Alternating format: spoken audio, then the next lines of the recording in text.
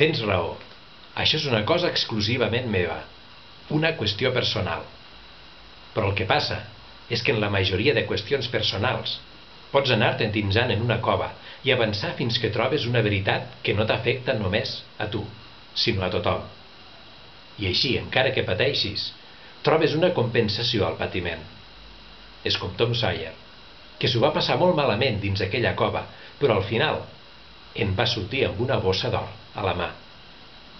La meva qüestió personal només consisteix en anar cavant un forat de desesperació que no porta enlloc, que no té res a veure amb el món dels humans. I per més que sui i pateixi en aquest forat fosc, de la meva experiència no en sortirà res que tingui significat per a ningú.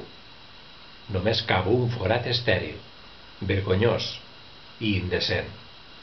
El meu Tom Sawyer és al fons d'una cova molt fonda i pot ser que al final s'hi torni boig.